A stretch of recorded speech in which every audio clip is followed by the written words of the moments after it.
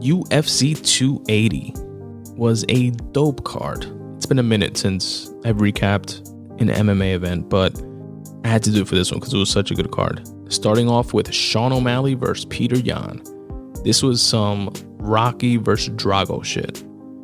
Not just on the American versus the Russian, but the underdog versus the sure win that everyone thought would win, including myself, in Peter Yan. Peter Yan is the number 1 contender. Sean O'Malley is ranked number 11. Peter Yan, I thought, was, although I was rooting for Sean O'Malley, realistically, I felt like he just got the shot because he's made himself such a popular name. He's like Conor 2.0, right? He just has the confidence and bravado.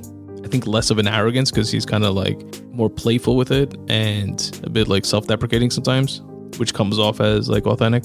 But he definitely has that larger than life persona about him and kind of like talked himself into getting this fight.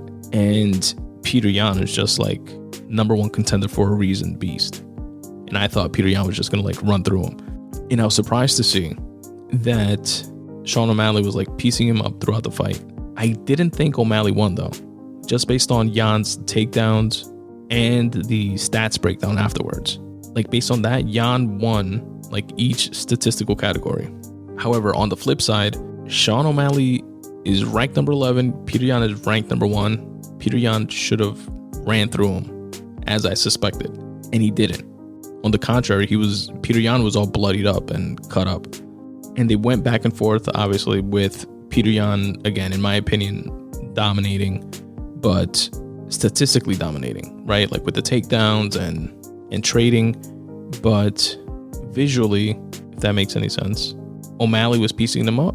And at no point, which was like the cherry on top, did O'Malley look like he didn't belong. And they got fight of the night. It was sick. But yeah, O'Malley got the decision. Now he is, I believe, would be the number 1 contender, right? But because it was like an upset split decision, who knows how that's going to play out, but he definitely showed that he belongs up there with that like top tier echelon of fighter. Now, Aljamain Sterling versus TJ Dillashaw was a short-lived fight. It got stopped in the 2nd round. Aljamain Sterling looked phenomenal, and TJ Dillashaw looked good until his shoulder popped out of his fucking arm, which was sick to see. And he fought through it. It was like midway through the 1st round, his shoulders like popped out. You could see it out of its socket, and he's like fighting with one arm, and he's not quitting. And you can see he's like thinking about when Aljamain takes him down, he's like thinking about tapping a little bit just because of like the pain and shit. But he fights through it somehow, gets to his corner. Dwayne Ludwig, or like one of his cornermen, popped the shoulder back into its socket. And then he starts fighting again in the 2nd round and pops out again. And then Aljamain just like takes him down and ground and pounds him, and they have to stop the fight. So it sucks because you see how good of a fight it could have been if TJ was healthy. But honestly, I think Aljamain would have ran through him. I really do.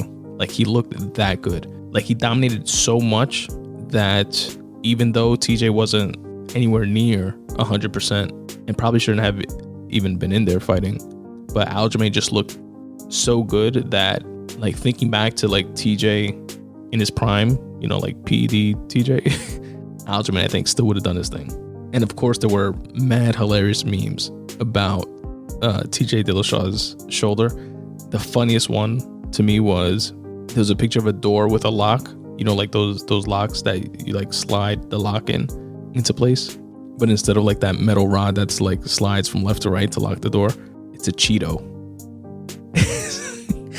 And they were like, this is TJ's shoulder trying to stay in place or being held in place or some shit like that. It was fucking hilarious.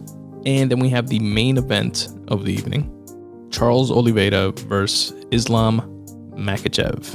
And Islam is Khabib's heir and was someone that even when Khabib was the champ before he retired, that there was like an understanding within that camp that Islam was the next in line. Like, he, whenever Khabib would retire, would take a shot at the belt and win it and keep it within their camp. And everybody spoke so like highly of him.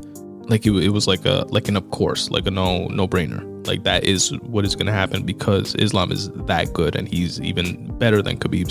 Some people thought.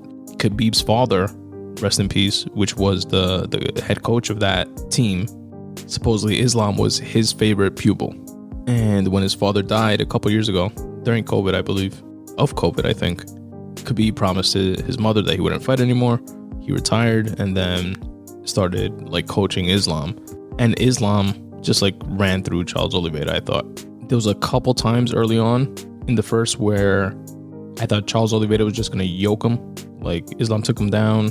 Charles Oliveira is super dangerous off his guard. He throws a lot of elbows. There was like a couple up kicks that he caught Islam with that I thought he was going to knock him out with, but ultimately couldn't catch his submission on Islam. And then ultimately Islam like outstruck him and knocked them out. Not knocked them out. I think it was technically a TKO. Oh no, wait, I'm tripping. He knocked him down for sure. And then he caught him in what was it? He submitted him. My bad. 100% he submitted him. It was like I don't even know what it's called.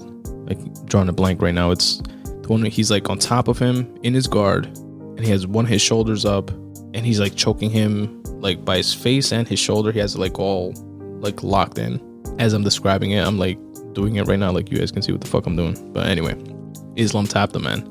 Those fucking Dagestani guys are different. And what's dope is that they immediately called out Volkanovski, who's on a tear in a weight class above, and they said that they would go fight him in his hometown in Australia. And it looks like the UFC is going to set that up, which is going to be sick because Volkanovski is definitely in his prime, and that's going to be a sick fight.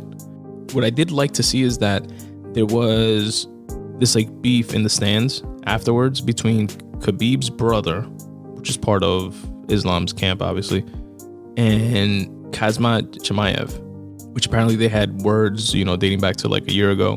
And what was cool to see is that Khabib put out, I think on his Instagram or like one of the MMA IG pages, they put out a video of them all together.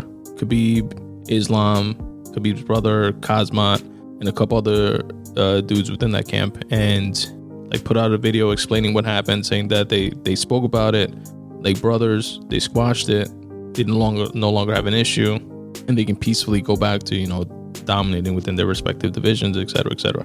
I thought that was pretty cool to see. Anyway, folks, that's my little recap and review of UFC 280.